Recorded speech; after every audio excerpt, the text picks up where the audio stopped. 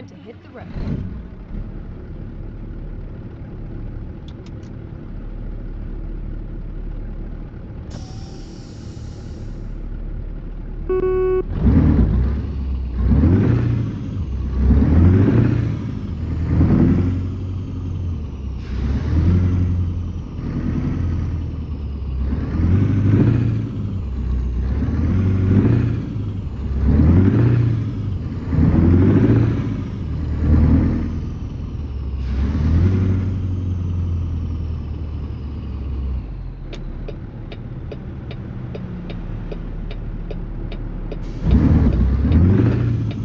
Okay, let's find a new route.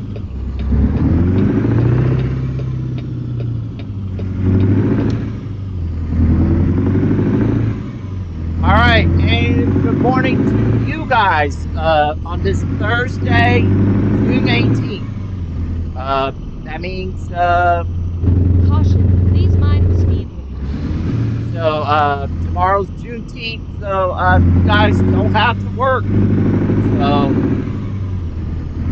anyway, we're gonna start with some catfish and Caution, please mind the speed with limit. the I'm sorry, this is Jonathan Tapp with the International Fleetstar and with the 18 speed.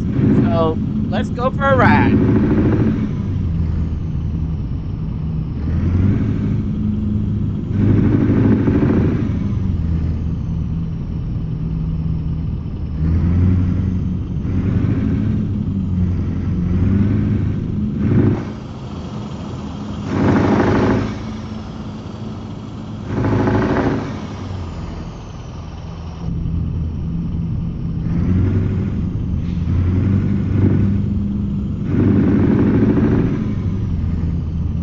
Keep right, and then turn right.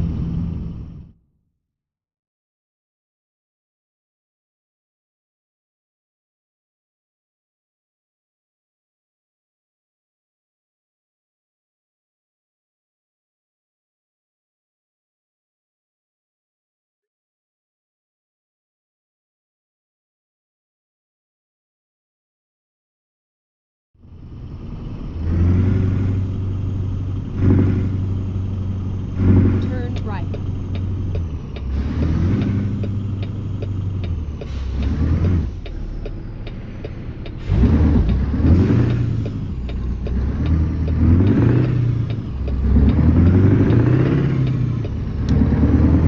Keep right, and then turn right. Turn right.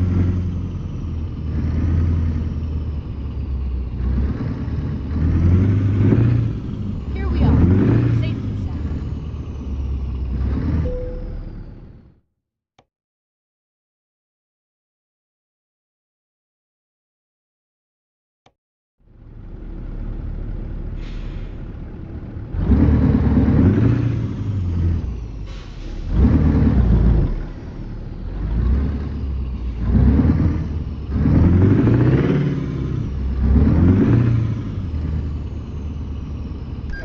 Let's do this.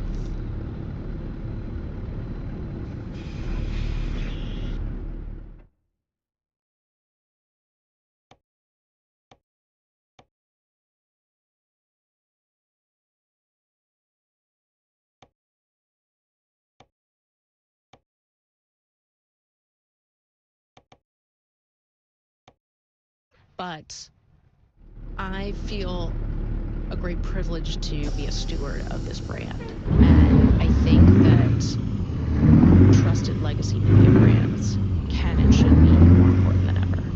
In our interview for NPR's Newsmaker series, Chloe Mal and I talk a lot more about how legacy media is evolving and about how that change is going to be part of shaping the future of film. Find the rest of our Turn left. conversation on NPR's YouTube channel.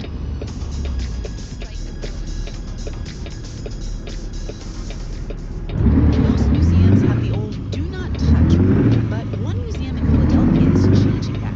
Their goal? To help visitors who are blind experience history through touch. It felt like the way we learn, the way we move in space and time was thought about. For once, I felt like I was not an afterthought. Join us on this immersive tour on All Things Considered from NPR News. Starts this afternoon at 3. David Pittman and Gil DeLong. On the podcast After the Flood from the Texas Newsroom and PBS's Frontline, we meet people who survived last year's floods in the Hill Country and those who lost loved ones. And we try to answer the questions they still have. After the Flood, out on June 24th. PBS on HBO Plus. Dramas you can't stop watching. Catch up on last season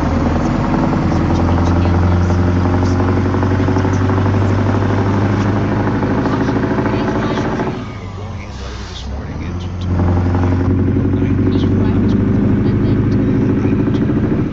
I'm Jared Carroll, 8:30 News 88.7. Live from NPR News in Washington, I'm Dave Mattingly. Defense Secretary Pete Hegseth says the Pentagon is launching a 6-month review of U.S. forces in Europe. He announced the move hours after President Trump signed the deal to end war with Iran. Ukraine's latest drone attacks against Russia marked one of the largest assaults targeting Moscow since Russia launched its full-scale invasion more than 4 years ago. NPR's Charles Maines has more from Moscow. Moscow Mayor Sergei Sobyanin said city air defenses destroyed some 180 Ukrainian drones on approach to the capital, but acknowledged several managed to strike a key oil refinery. Videos circulating online showed drones repeatedly striking the facility and causing large explosions. Another drone slamming into an apartment building. Plumes of smoke massed along the Moscow skyline, and all 4 of the city's airports suspended operations. In recent months, Ukraine has upped attacks on Russian energy infrastructure and ability to the country's war chest. In a statement, Ukrainian President Volodymyr Zelensky justified the latest attacks as a response to Russian bombing of Ukrainian cities. It was time for the Kremlin to end the war. Charles Maines, NPR News, Moscow. The latest poll from NPR, PBS News, and Marist shows President Trump's approval ratings have fallen to record lows. 36% of Americans approve of Trump's overall job performance. This is NPR News. Live from the Texas Newsroom, I'm Matt Harrod. The remnants of Tropical Storm Arthur are moving through Louisiana after coming ashore last night in Texas. The system spawned multiple tornadoes and have dropped as much as 20 inches of rain in some parts of Louisiana. National Weather Service meteorologist Bradley Brokamp says heat is now the biggest problem in Texas. They got more into how we feel deep in the summer. What we're thinking is that limit the time outdoors, take some time to walk indoors. Heat advisories are in effect today across large parts of the state. The city of Laredo gave an update yesterday on a plane crash that killed 1 and injured 5 others on a local highway. Police and some Good Samaritans responded to the incident on Loop 20. Laredo Mayor Victor Trulli. While the longest line is deeply incredible, it is nothing short of clear that this tragedy cannot become an event without event. The crash claimed the life of Austin-based tech leader Joshua Baer, founder of the Venture for Capital Factor. A lawsuit has been filed to stop construction of a border wall and floating barriers in Big Bend National Park. Environmental group Democracy Forward says the planned structures will create flooding risks. The plan from the Trump administration includes clearing river banks, placing a high wall and buoys anchored to the riverbed.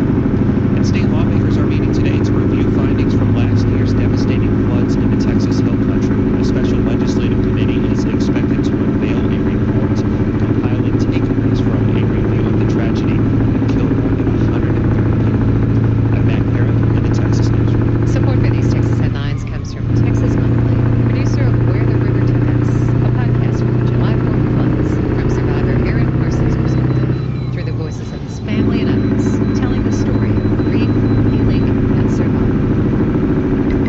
I'm ready to news on the next Hello Houston. We'll talk with Prairie View A&M professor Melanie Price about the ongoing significance of Juneteenth and an upcoming event she's hosting to honor the day. And I'm guest host Chow Win.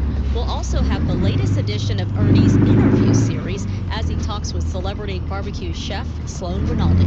And of course, we'll talk about the top stories at the top of each hour. It's Hello Houston, 11 a.m. to 1 p.m. weekdays here on News 88.7. Support for NPR comes from this station and from Ooma, now offering My Phone, a modern home phone service for families those who want a screen-free experience with parental controls like Trusted Circle and Quiet Moves. More at myphone.com. And from Bank of America, sponsor of the FIFA World Cup 2026, dedicated to offering solutions to help businesses win locally and globally. More at bankofamerica.com/gamechangers. This is NPR. It's Morning Edition from NPR News. I'm Steve Inskeep in Washington, D.C. And I'm Martinez in Los Angeles, California. Federal immigration officers often use facial recognition in the field to identify undocumented immigrants. A newly revealed document from the Department of Homeland Security outlines plans to give local police the same technology. NPR's Meg Anderson is here to explain this. Meg, tell us more about the DHS document and the tech it describes. Yeah, so the existence of this particular document was first reported by the news site 404 and it describes a mobile app designed for local police who are deputized by ICE to enforce immigration law. Police use the app to scan the faces of people they stop. The app then runs those faces against more than 250 million government records. We're talking State Department visa records, the database TSA uses at airports. Once someone's face is scanned, the app tells police whether or not that person can be detained for an immigration violation. All right, so what do we know about how police will actually use this technology? Not a lot, but we do know the app launched last September. That suggests that police have already been using it, for sure. And then there's a question of whether police need to have some reason or suspicion to stop people before they use the app. I spoke to Claire Garvey about that. She's a lawyer with the Policing Project at New York University. And they walk around taking photos of whoever as sort of a dragnet way to attempt to identify individuals who might be in control. And I should note, ICE and Border Patrol already use facial recognition technology during ICE searches in various cities. It's been common for federal officers to take photos of people, both immigrants and protesters. I saw a Democratic Congress of Civil warning the federal government is collecting this type of biometric data and storing it in a database. Does this document offer any more insight on that? Yeah, so the administration has repeatedly denied the existence of a database of protesters. But last week, my colleague Jude Blog reported on a letter sent to members of Congress in which former activist Director Todd Lyons indicated the agency does give itself wide latitude to collect information on people. We've heard from protesters that ICE officers have told them their photo will end up in the database. And this new document backs that up. It states that the photos end up in an internal DHS system and that they're stored there for 15 years. There's got to be a few privacy concerns. Yeah, so first, privacy experts I spoke to felt like this app could chill freedom of speech, right? People might worry that they'll be identified in a protest, for instance, and could end up on some sort of watch list. Second, they brought up the fact that facial recognition doesn't always get it right? And some people detained by ICE have been mistakenly ID'd by this technology. And third, they said citizens will get caught up in this. The app can't know, your citizenship right before the scan. And because every photo is kept for 15 years, that suggests a long-term record of both citizens and immigrants. Patrick Eddington of the Libertarian Cato Institute said giving police this capability magnifies all of those potential problems. And that's what I worry about when we start talking about how this kind of technology, which can impact individual rights, when it's scanned, it can have potentially very, very large effects, affecting lots and lots of people. Meg, what does DHS have to say about this new app? So I asked DHS how police are using the app. The agency did not provide any more insight to us on that. But in a statement, they said ICE is committed to ensuring that their local police partners have the tools that they need to support ICE's best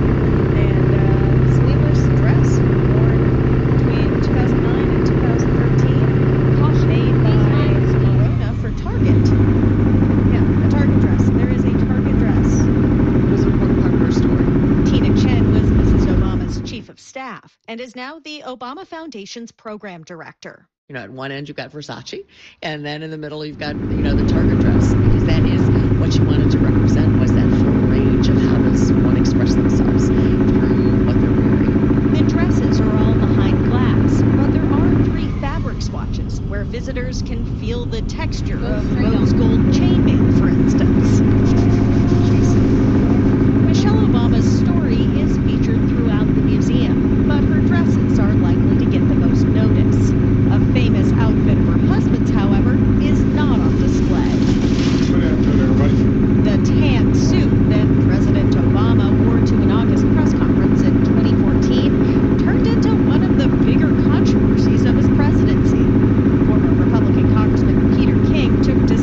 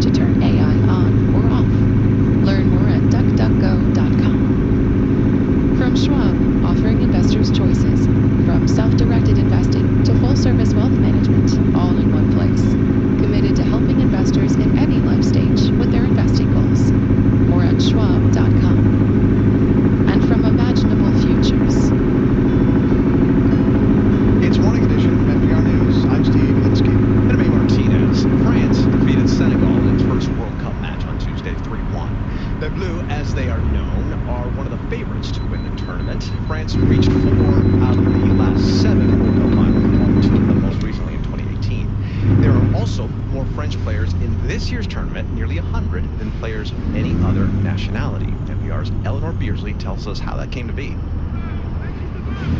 This sports club on the eastern edge of Paris is teeming on a recent Wednesday afternoon as players big and little dash across the field. Paris-based journalist Simon Cooper writes on soccer. His latest book is World Cup Fever, a footballing journey in 9 tournaments. He says Western Europe plays the best soccer right now. The Western European countries play the fastest soccer. It's collective, it's one touch.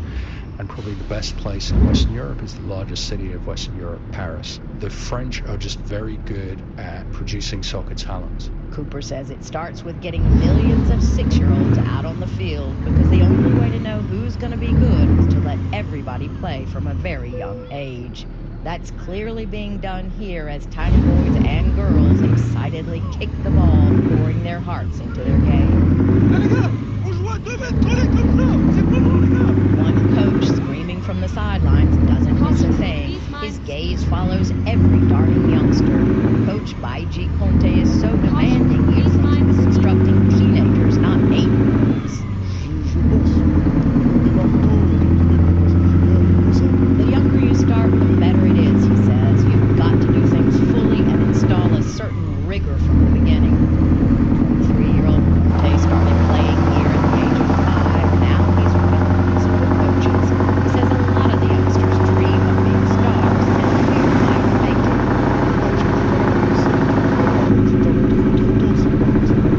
Many of them have talent, he says, but it's better not to let it explode too soon. You gotta make it shine with time.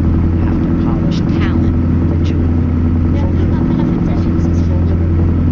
Conte gathers the little players around him for a post-practice pep talk, urging them to stay concentrated as they stare up at him in reverence. About 12 million people live in Paris and its suburbs. Many hail from recent immigrant backgrounds. That's reflected in the French national team with stars like Kylian Mbappe, whose mother is Franco-Algerian and his father from Cameroon. It also helps explain the large number of French players in the World Cup, says sports writer Cooper. Local players who are good enough to play for France, they're playing for the country of their parents, be that Algeria, Cameroon, Senegal, Morocco. So there's huge numbers of players who are playing for African countries this World Cup who are already French and typically from Paris. Mon prénom c'est Samy, mon nom c'est Rezgui. 8-year-old goalkeeper Sami Rezgui has just finished his practice under the rigorous gaze of Coach Conte. Oui, c'est un peu difficile, mais ça va. Des fois, je suis fatiguée, mais quand on perd, It's a little bit hard, he says, and sometimes I'm tired, but when we see we're losing, we push, and then we come back, and we can tie or even win. Sammy, like many kids here, says he's rooting for 2 teams in this World Cup. je veux deux équipes qui gagnent. Soit l'Algérie, soit la France. France and Algeria, he says, from where his father, who's been watching from the stands, immigrated many years ago. Eleanor Beardsley, NPR News, Paris.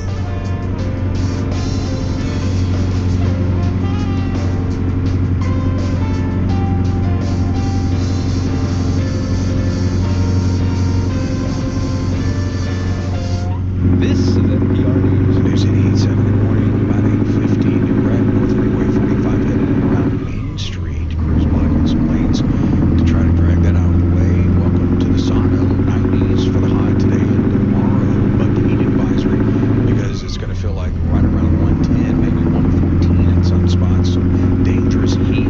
Check on your neighbors. Don't forget about your pets. Make sure they have enough shade, water, fan, bring them inside. If you can, slight chance of rain tomorrow night. Going into Saturday, we're sitting at 82 right now. Humidity 94%. Feels like 190 right now. And Michael Haggerty is in for Craig Cohen. Good morning, sir. Good morning, I guess. 114. Yeah. When did we move to like Phoenix, Arizona? Lord help me. It's like Vegas. We're in the casinos. People complain when they come from out of town that the air conditioners are too cranked here. And I'm like, yeah, think about it. Let's, there's no way to survive in this town with Yes, that. I would rather have AC instead of a car. Right, exactly. Yes. Yeah, I've had many old cars over the years and taken them into the shop and they're like, well, let's see, this thing is failing and the AC, which one do you want to fix?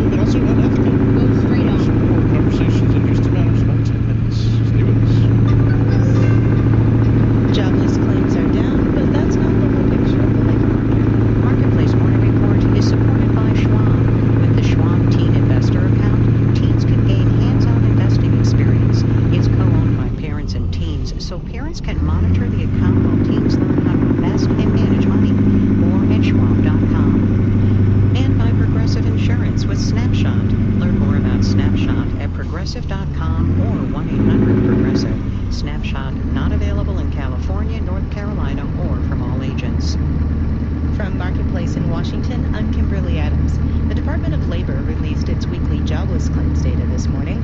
226,000 people filed claims for unemployment insurance during the week ending on June 13. That's down 4,000 from the previous reading. Here to talk about the latest numbers is Diane Swamp, Chief Economist at the Audit, Tax, and Advisory firm KPMG. Diane, good morning. Good morning. I know the jobless claims number swings quite a bit, but what's pushing weekly claims down this week? What we've seen is actually the labor market has been showing some signs of improving, and I think, the month-to-month volatility is not the important thing. The fact that we're still at a very low fire rate is good. The undercurrent in the labor market is that those people who have a job have a harder time finding a job.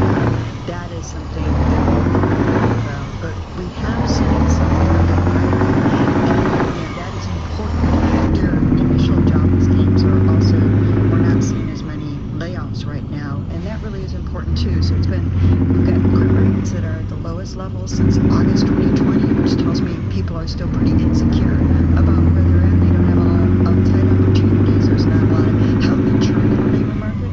But the good news is that we're not seeing a surge in layoffs, and this is one of the reasons that the Federal Reserve is less worried about the labor market situation and more worried about inflation right now. Diane Swamp is Chief Economist at the Audit, Tax, and Advisory firm KPMG. Thank you so much. Yeah. Let's do the numbers. Stocks are up following the big Fed press conference yesterday, the first with Kevin Warsh as chairman. The Dow is up 304 points, that's 0.6%. The S&P 500 is up almost 0.9%, and the Nasdaq is up 1.1%. The 10-year Treasury yield is down at 4.43%. Oil prices continue to fall now that the U.S. and Iran have signed that deal to reopen the Strait of Hormuz.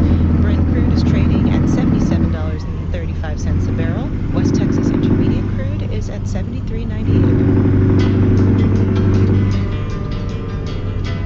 Marketplace Morning Report is supported by Bank of America, sponsor of the FIFA World Cup 2026, dedicated to offering solutions to help businesses meet their goals locally and globally.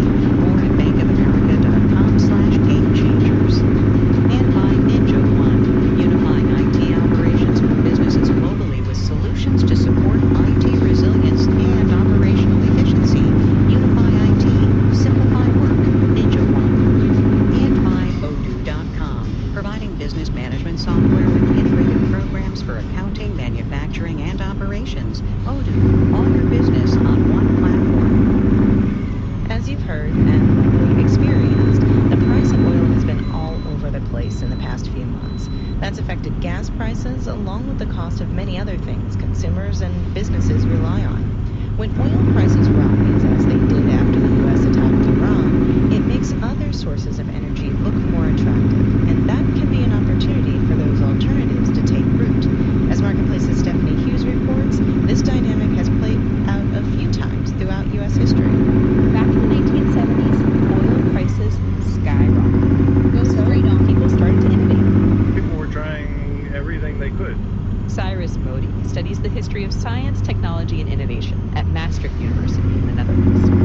Putting money into wind, solar, regular nuclear fission, biofuels, cells, kind of you name it.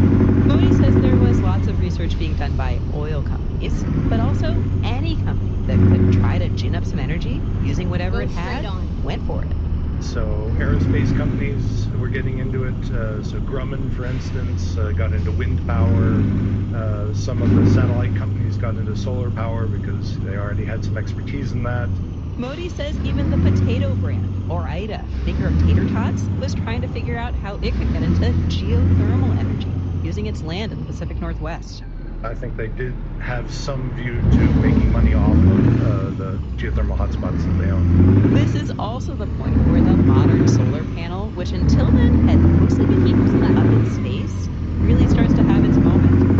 Dante LaRiccia is an energy historian studying at Yale. Prior to the 1970s, government funding for solar technologies is a couple $1 billion a year. Now, after the oil shock, especially under President Carter, the government is starting to commit hundreds of millions of dollars. LaRiccia says the government funded solar research and education. Congress passed a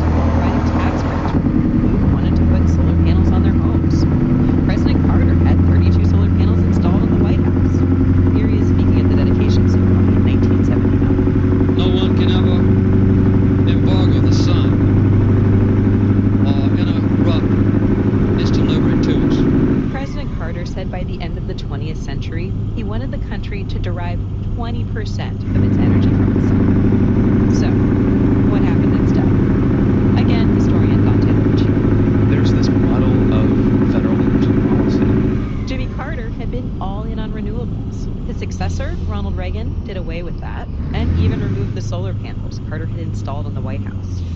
Essentially, the federal government couldn't pick a horse to back in the energy race. And then the price of oil fell. It, in a sense, recommits the United States to oil. We come out of the 70s and mid-80s and late 80s pretty much back to our old ways. There were some lessons that came out of this period. One is the idea that communities could create their own energy through things like solar co-ops. This idea that communities can take control of, their sort of, energy autonomy. This is going to be something that's quite important. This era also planted the seeds for renewable energy, which has grown dramatically in the U.S. In 2025, solar and wind energy generated 17% of electricity in this country. 20 years ago, it was under 1%. I'm Stephanie Hughes from Marketplace. And the average price for a gallon of gas is now below $4 a gallon for the first time in months. The national average is $3.99. In Washington, I'm Kimberly Adams with the Marketplace Morning Report from APM, American Public Media.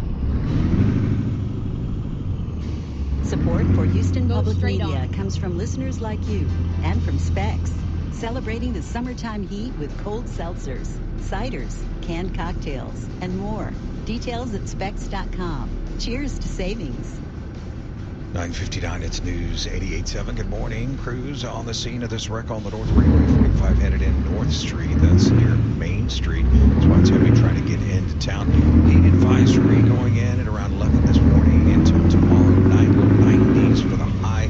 However, it's going to feel like Las Vegas, about 110, 115 maybe. So be safe if you're out and about walking, jogging. Take care of your pets as well. Slight chance of rain tomorrow night. Going into Saturday as well. 82 degrees right now. Streaming live online, it's KUHF Houston News 88.7. A service of the University of Houston. Houston Matters starts right now.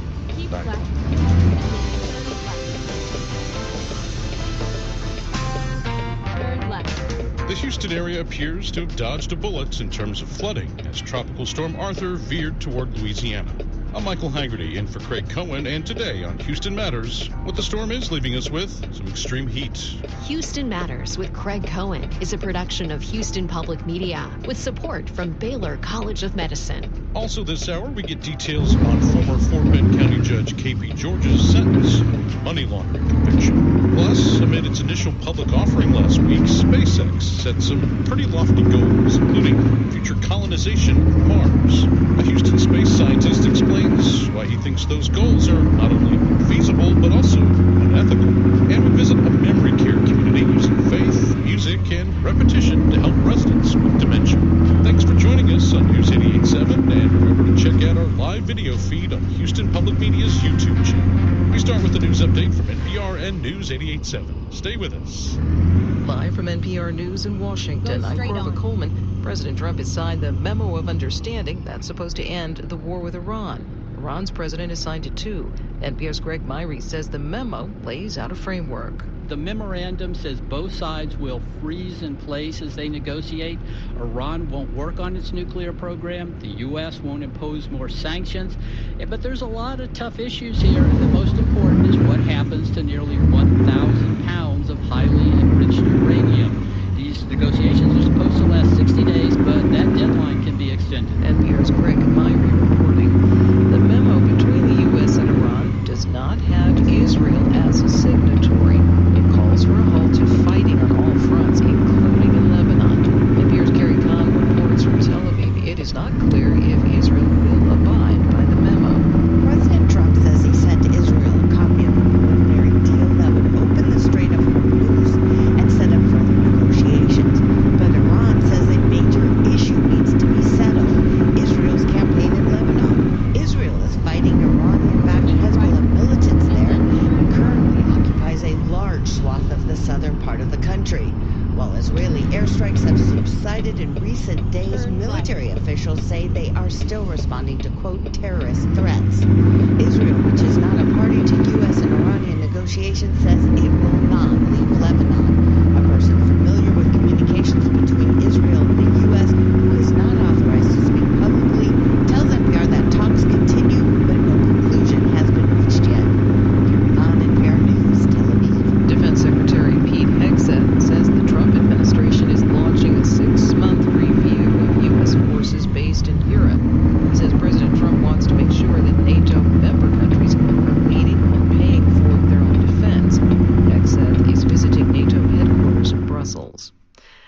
opened higher this morning after a down day following Fed Chair Kevin Warsh's first press conference in that role. NPR's Stephen Bisaha reports the Dow Jones Industrial Average jumped more than 200 points in early trading. New Fed Chair Kevin Warsh said expect less signaling from the Fed about its future interest rate plans.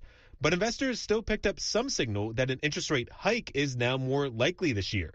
That caused markets to slip a bit yesterday before regaining ground in today's open. SpaceX also had its first down day yesterday, falling almost 5% and continued dropping with the market open. But the company's stock is still selling above its initial public offering. The average cost for a gallon of gas has fallen just below $4 nationally, according to AAA. Gas prices are still about $1 higher than they were before the war against Iran began. Stephen Bisaha, NPR News. On Wall Street, the Dow is now up 225 points. This is NPR. Support for NPR comes from NPR stations. Other contributors include Sony Pictures Classics with Unidentified, a new mystery directed by Haifa Al-Mansour. A female police killer becomes obsessed with solving the murder of a teenage girl in Saudi Arabia. Starts Friday in theaters. Live from News 88.7 in Houston, I'm Matt Harrod. Houston is known for its summer heat, and we are going to feel it today. It is only June, but with the humidity, it's expected to feel like in between 107 and 114 later this afternoon, depending on where you are. That's why Bradley Brokamp with the National Weather Service says a heat advisory is in place. We actually have the heat advisory extended all the way from today into Friday of that as well.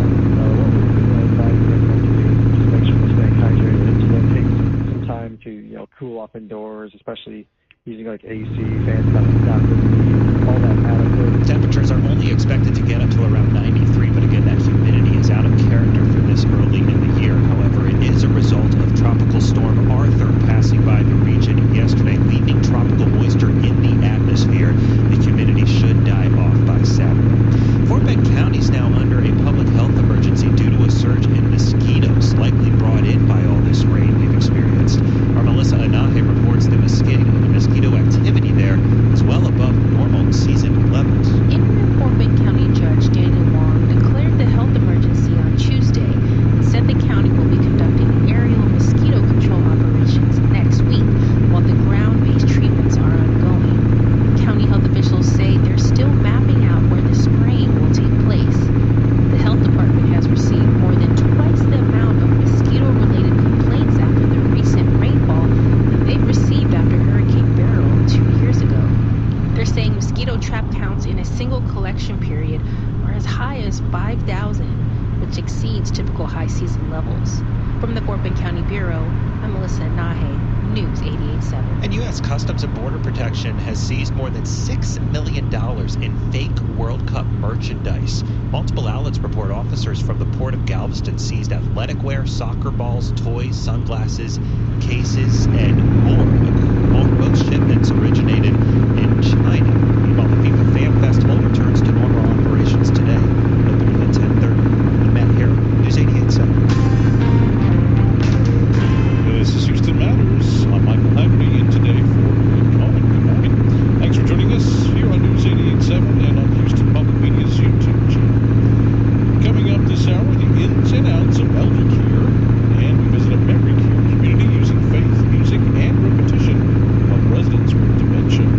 Also, amid its initial public offering last week, SpaceX sets pretty lofty goals, including future colonization of Mars. A local space scientist explains why he thinks those goals are not only infeasible but also unethical.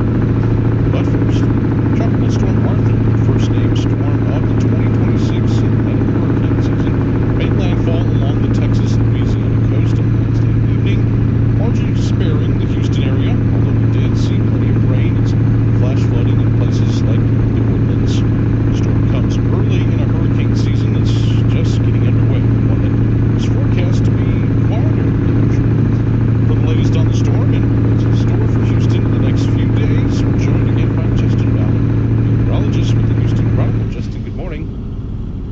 Good morning. A familiar face this Thursday morning. Yes. Good morning to your dog, who I saw pop his head up in the background. Oh, yes. On Zoom. For those who are watching on YouTube. Can you just explain to us this morning where exactly Arthur is at the moment? What's the current threat picture for Louisiana?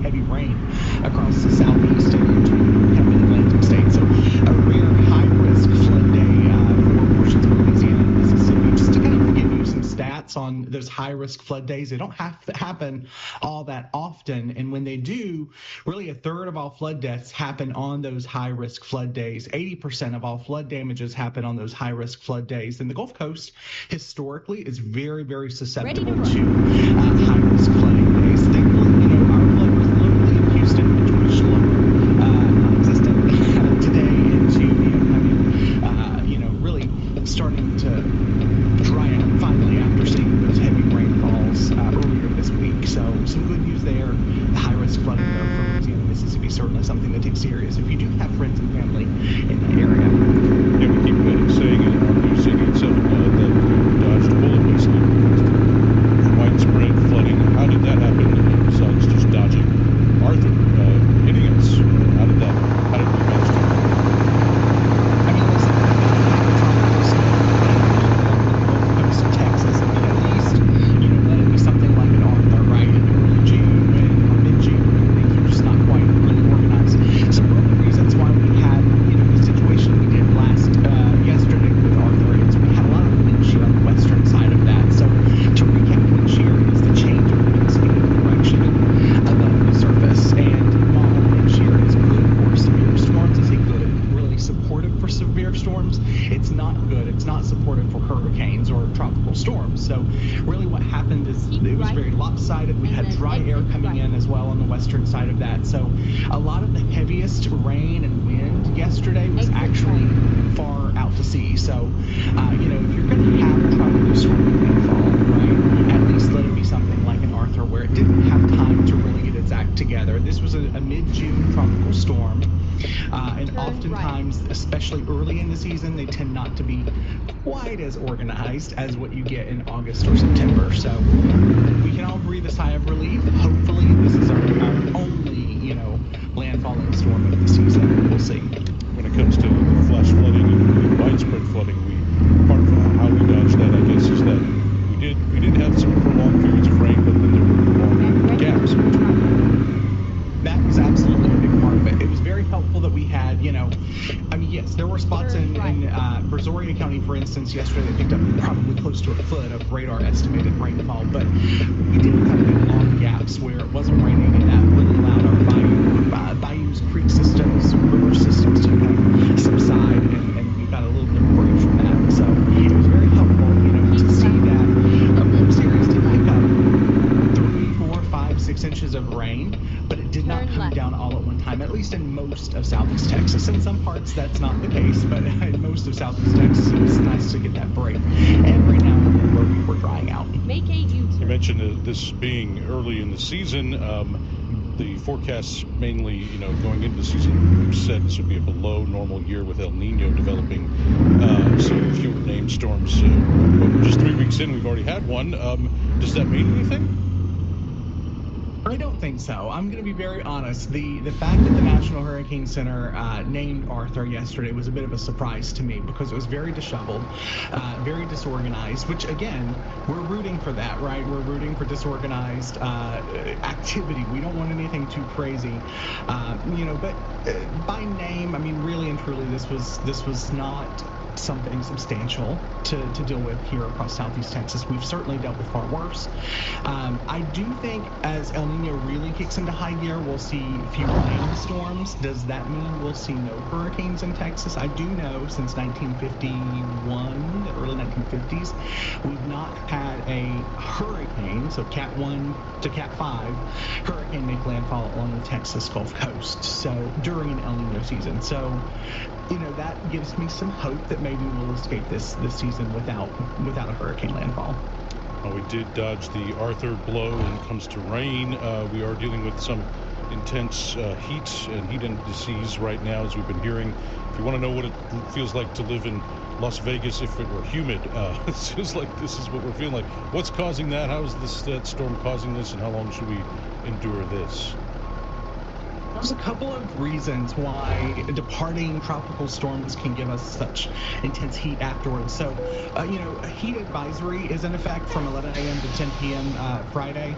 So 107 to 114 degrees certainly possible, 41 to 44 degrees Celsius for my international people who are watching, because of the World Cup. Right. And the reason why this is because, of course, we've got just so much moisture in the ground.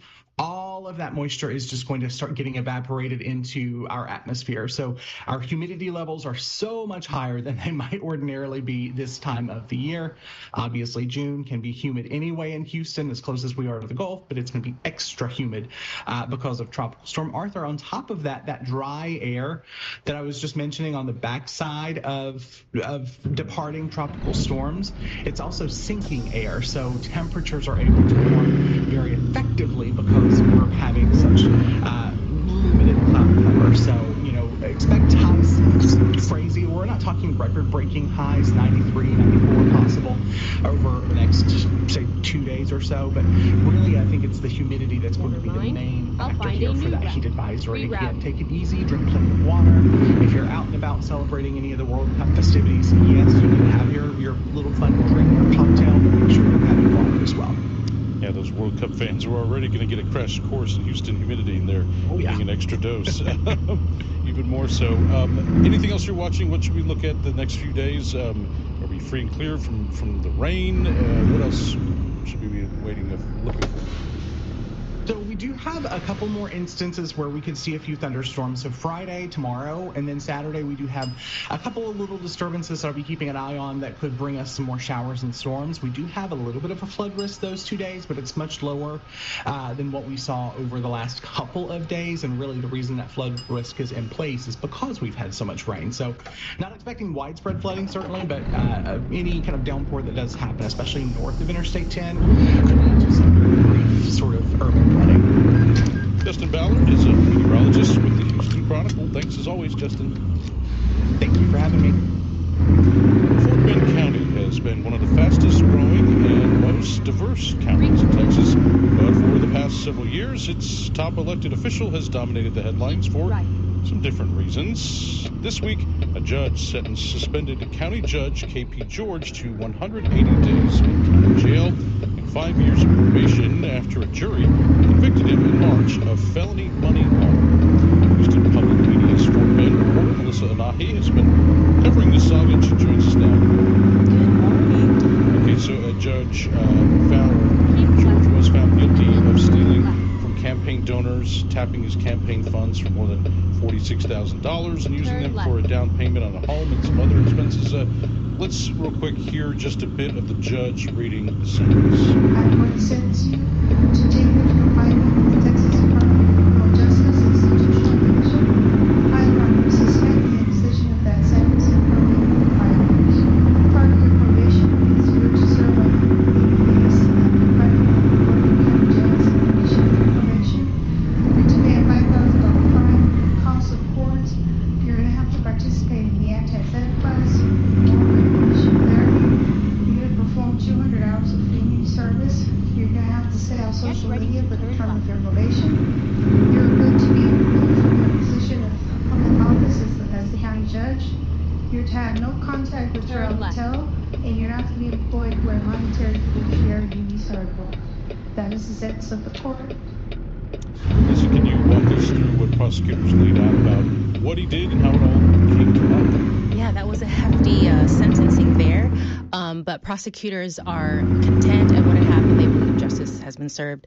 And interestingly enough, the judge did mention there, no longer any contact with Terrell Patel, his former chief of staff. And that ties into this whole equation because there's a lot of spider webs here, because KP George's money laundering investigation actually came after fraud examiners and investigators with the district attorney's office investigated KP George's connection with Terrell Patel's misrepresentation of identity. And in that case in 2024, they discovered and testified that George used these cashier checks from 2019 that he was in his first elected, and as a Republican, he was using this money they found in these cashier checks, investigators say, as a down payment for a house in Fort Bend County. And they saw that there were these suspicious financial transactions transactions involving him, including large transfers from a campaign account to a personal savings account. Ultimately, these large sums of money, over $16,000 one time and $30,000 here. And that is suspicious enough that this investigation happened. And as you saw earlier in March, the jury found him guilty unanimously. As we heard, their sentence was 180 days in jail in Ward State Prison, received 5 years of probation. Given that he faced up to 10 years in prison, how did prosecutors and observers react to this sentence? They actually, again, didn't know that, essentially that what George was sentenced was the ultimate for a third-degree felony, and so they knew that he could have faced up to 10 years in prison. And then you heard that the judge did sentence that, but then probated it to 5 years with strict guidelines there. For him to serve essentially 6 months consecutively, or 180 days in jail, they believe that justice was served here. They framed their case that he is someone who abused his time and power, and distrust there was something that came from that for the public. You were in that courtroom on Tuesday. What was it like? The sentence was put down and his family was there. Yeah, it was the sentencing that day was in the court was more packed than during the 7-day trial in March. And there were just people there who were curious. There were people there, including his family. It was very dim in the whole sentencing and the whole trial, because the same picture here of George's attorney trying to paint the picture for the judge during the sentencing that consider George's character here. He's a family man. He has no history of violence, and he's a low risk to reoffend. And accountability matters here, and that's what happened. It was definitely a day where it was silence, and it was very much just on our toes, seeing what was going to happen. So, did George file an appeal?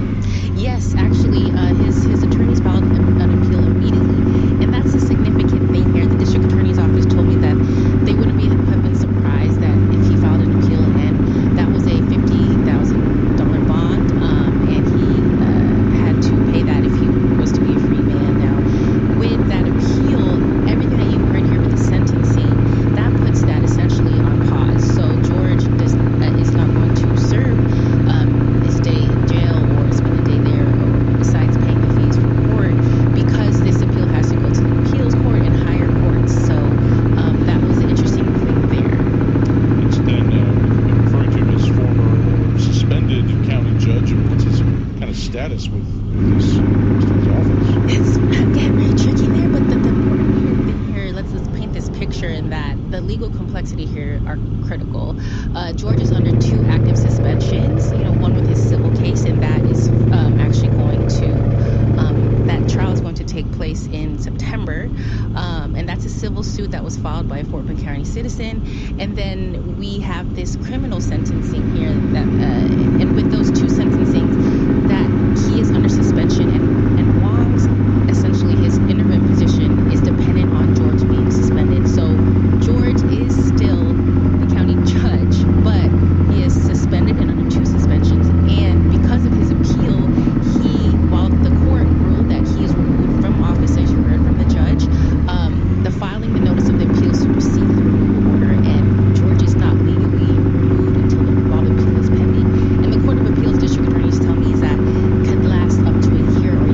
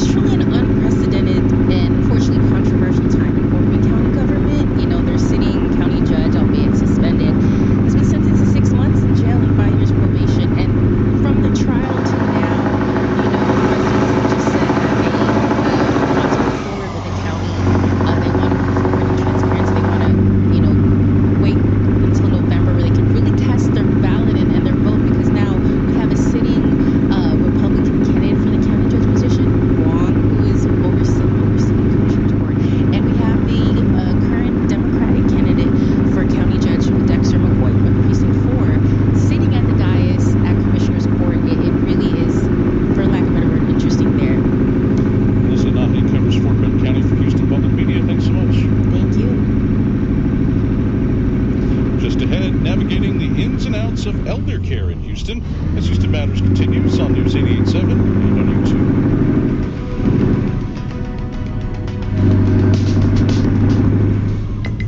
I'm Ernie Manus. On the next Hello Houston, we'll talk with Prairie View A&M professor Melanie Price about the ongoing significance of Juneteenth and an upcoming event she's hosting to honor the day. And I'm guest host Chow Win. We'll also have the latest edition of Ernie's interview series as he talks with celebrity barbecue chef Sloan Grimaldi.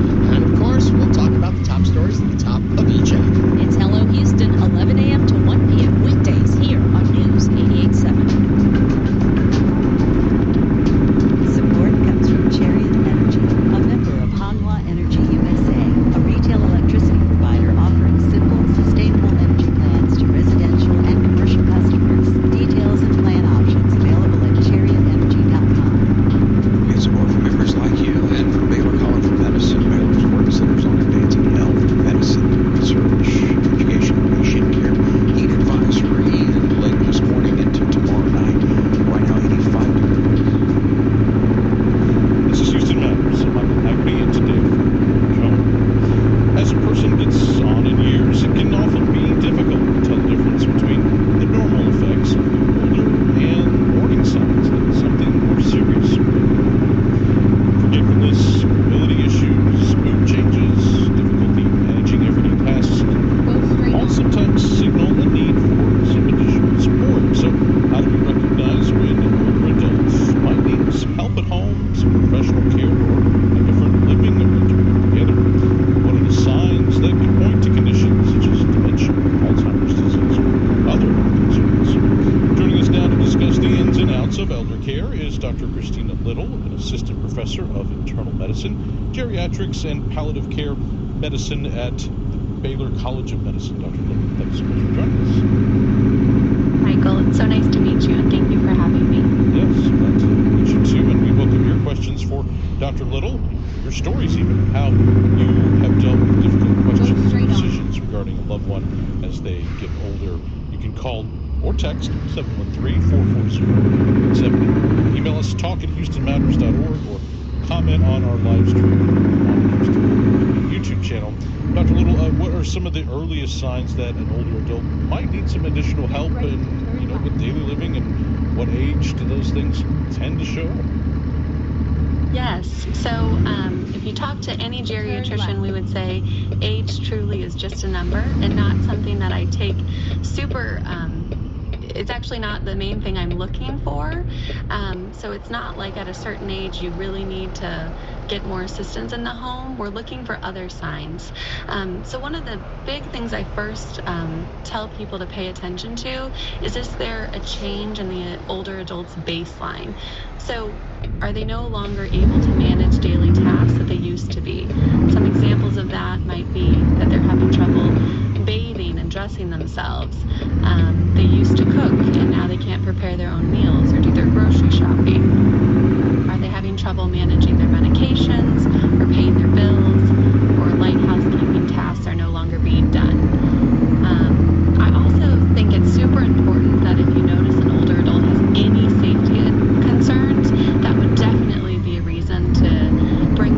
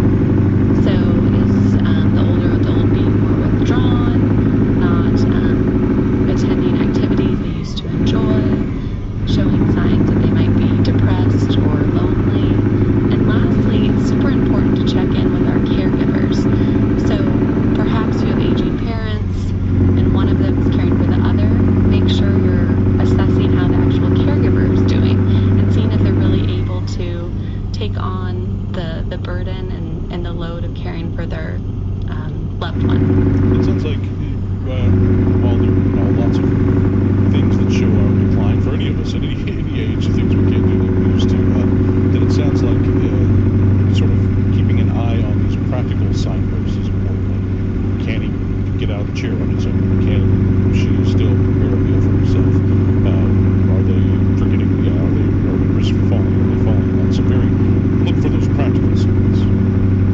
Yes, definitely, and really making sure that it's kind of a change from their baseline. So things that they used to be able to do that they're not able to do anymore, that's a cause to really get some more help and see about more assistance in the home. This is the hard part. Navigating how to talk to that loved one. When you think, okay, hey, mom, dad, whoever it is, love, I think you might need some more help. I think you might need this or that, or driving, whatever it is. And of course, people don't want to lose their independence, don't want to be a burden, all those things you hear. What are some advice you'd give for having those conversations, knowing when it's time and how to approach it? Yes. So what I will say is what's wonderful about geriatrics is we work in a team of intern professionals. So maybe just, trying to sell it as, hey, let's go see a specialist who works with a great team of people to just see if there's things that could help you stay in your home. Or let's explore what's really important to you and making sure we're doing everything we can, if that is independence living on your own, let's do things that can keep you there. I think a lot of people are concerned that when you bring up this conversation that maybe people feel they're having their independence taken away from them, when in fact our goals and what usually the loved one's goal is to try to get them to remain where they want to be, and most people want to stay at home. So finding ways we can do that safely. Yeah, I guess that's often the first goal. What factors should be considered when, how do we know when it's okay, it's time to get someone who comes into the home to help, or even do you need to go live in an assisted living center or live with a family member? That sort of thing. Turn right. Yes. So I think before you have a big crisis, it's important to get hooked up. So I think most individuals you talk to and they know someone, a friend, a work colleague, and they talk about, an older adult in their family who had this terrible thing. They had this fall, they broke their hip, they're no longer able to live by themselves, or they had this prolonged hospitalization. And then that led to them needing to live somewhere else. And what I would say is really trying to have these conversations and getting in with the geriatric specialist and working with the team before any of that. Just when you start noticing those signs that there's changes, so we can see what, if there's things we can do in the home. And there's quite a lot that our team members can offer to keep people in their home. Let's take a call. We've got Alan, who's calling us from West Houston, who went through a similar situation with his parents. Alan, you with us? Yes, I am. Yes, what's your story? Yeah, it all sounds very, very familiar. My wife and I went through this with our parents. They're all different stories. But in one case particularly, there was a parent that, what we learned a lot had to do with their desire for total independence. And seniors could be really good at hiding their issues. And one of the things we realized sort of after the fact was that one of the neighbors are really good to talk to. If you have an opportunity to talk to the neighbors, if you're a single parent, for example, they may be getting information that you're not getting. In this case, there were falls in the house and other issues. We live in a different state. And our parents would actually go to the neighbors for help when they needed help, and they would never tell us what was going on. So one of the things that people might want to do is, if you believe that your senior parent or person of interest is having some issues, it might be worthwhile to talk with the person's neighbors and just find out, hey, have you noticed anything? Have you seen anything? Have they needed any of your help? That would have been a really good sign for us earlier on. By the time we found out what was going on, it was, unfortunately, it wasn't too late, but it was late. We should have known about these items earlier, and it would have really helped us in terms of assisting them with their care, their needed care. Thank you, Alan, for that. Yeah, I had a similar situation with my grandfather. We got a lot better information from his church friends than we did from him about what was really going on. Any thoughts or reaction to that, Dr. Little? I would just say, Alan, you are so correct. And we talk about in practice, getting collateral history. So it's so important because sometimes I'm talking to a person in front of me and they can say, nope, not having problems with any of that. But finding those other individuals who have seen the person, on a daily or even just more often occurrences, and finding out, are they really able to do these things, or are they kind of selling me a pretty picture? Dr. Christina Little is an assistant professor of internal medicine, geriatrics, and palliative care medicine at Baylor College of Medicine. Dr. Little, thanks so much for talking with us. Thank you so much for having me. Just ahead in its IPO last week, SpaceX set some lofty goals. Space scientist explains why those might not be realistic and might not even be ethical. Houston Matters continues on News 88.7 and YouTube. Turn right.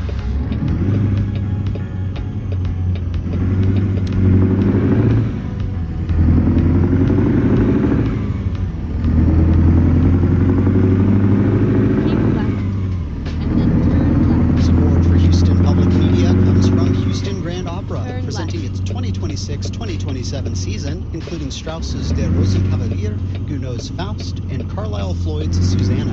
Information at hgo.org. Join us for Hello Houston, weekdays from 11 a.m. to 1 p.m., taking a deep dive into the stories that matter to Houstonians, keeping you informed, engaged, and entertained, with the generous support from our founding sponsor, Kathy Sanders. Support comes from UT Health Houston, Houston's health university, where education, research, and patient care come together to help advance health and improve lives in Houston and beyond. More at Houston'sHealthUniversity.com. Support comes from the Museum of Fine Arts Houston. Geometric forms, mosaic-like landscapes, and poetic structures define Paul Klee's Blue Mountain. This and others in Masterpieces from the Museum Bergrun, now on view. More at mfah.org.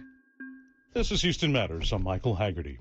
As of last week, Elon Musk's commercial space company, SpaceX, is a publicly traded company, meaning the company's valued at more than $2 trillion.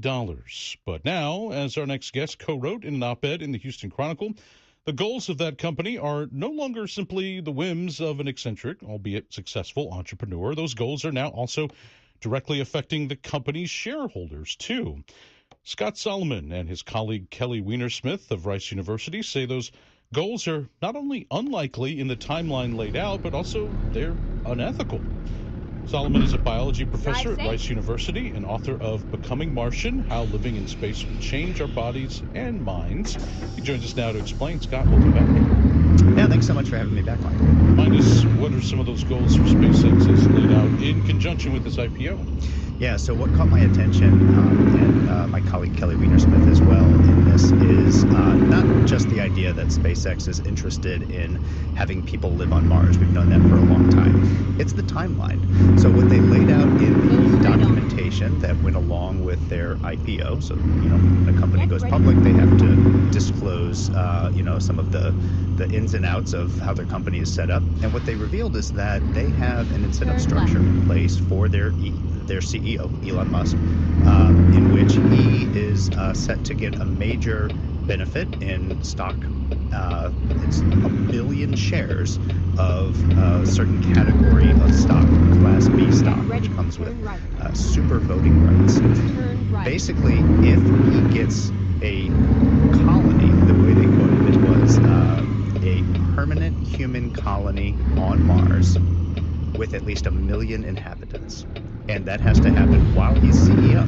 And, last time I checked, you have to be alive to be CEO. So we're talking about doing that within his lifetime. So that timeline, as you noted, is something that we don't think is possible. And even if someone were to try it, I think it would lead to some pretty serious ethical concerns. In 30 years, he would be in his 80s. And so, so let's say, there's unrealistic and unethical. Let's start with the realistic thing. A lot still has to be done to get to Mars. We don't have a base on the moon, let alone we haven't been to Mars, humans, so we're a long way. Why is it unrealistic to even get there and start a colony in 30 years? That's right. And I should be clear. I think that, the rocket technology that SpaceX is developing has been really incredible. I mean, they've made advances in recent years that are absolutely remarkable in terms of being able to get to space and to do it using reusable rockets, which lowers the cost.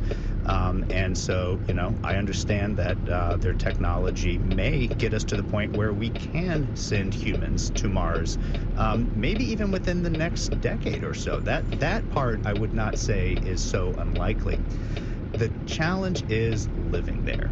And the thing that people have to understand about this is, we do know a lot about space and what space does to the human body, but most of our experience in space is in a part of space that is unlike Mars, right? So when astronauts go to low Earth orbit, they are experiencing weightlessness, so zero gravity. Mars has partial gravity and has about 1/3 the gravity of Earth. We don't actually know what being in a 1/3 gravity environment for a long amount of time would do to a person. Nobody has ever experienced it. And then one of the really big challenges is radiation. So the astronauts that go to the International Space Station and other parts of space that are close to Earth, they are still actually close enough to Earth that they aren't experiencing the full force of space radiation, because Earth has a magnetic field and that extends out beyond low Earth orbit. When you go to Mars, and when you're on the surface of Mars, which does not have a magnetic field, you're being exposed to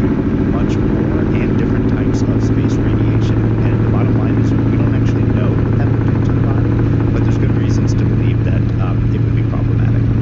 So a lot of things we don't know, and therefore putting people on that surface without knowing that would be part of the unethical part of that, because we haven't done these studies. I mean, what kind of science still needs to be done to determine, that this is safe and long term?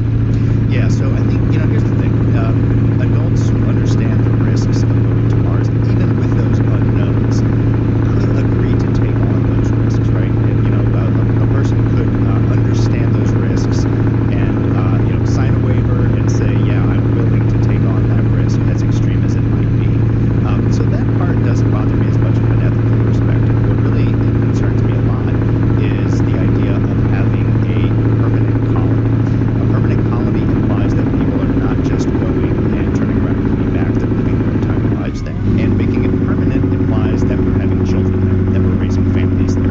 And that's the part that I think we really need to pay attention to, because now what you're talking about is bringing children into an environment that is likely to be very dangerous. But again, we don't actually know what those risks are. And, an unborn child cannot agree to take on a risk. And that is the real ethical concern that Kelly and I have. Yeah, so I know you're a scientist, a biologist, not a business professor. So, but why would business put this in the IPO? They purposely know, hey, this is far-fetched, so he's not going to get this amazing, crazy stock option and voting rights and all that stuff. It's unlikely anyways. Why would they put those goals and those incentives in the IPO? Well, they're required to by law. So they have this existing framework for their CEO. This is an incentive structure that SpaceX put in place earlier this year. They're required to disclose that as part of their paperwork for going public that they filed with the SEC. And so, they did what they needed to do. But I think it's important that people who are considering investing in the company understand that they have incentivized their CEO to push for a Mars colony.